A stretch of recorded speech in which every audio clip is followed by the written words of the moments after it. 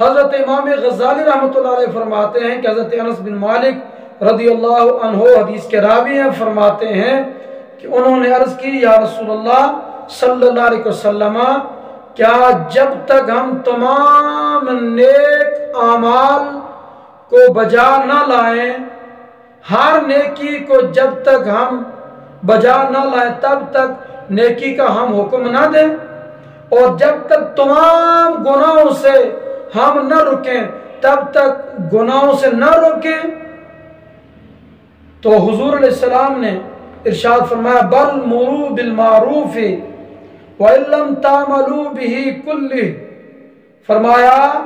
بلکہ نیکی کا حکم دیتے رہو، اگرچہ تمام نیک اعمال ابھی تک تم نے نہیں کیے، نیکی کا حکم پھر بھی دو، لوگوں کو واعظ کرو، نصیحت کرو، برائی سے روکو اور برائی سے روکتے رہو، اگرچہ خود تمام برائیوں سے ابھی تک مکمل طور پر نہیں بچے،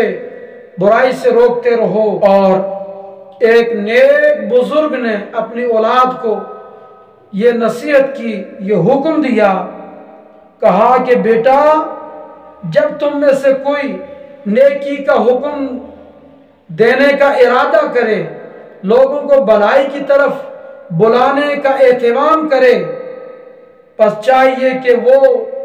صبر کو اپنا لے، صبر اپنی عادت بنا لے،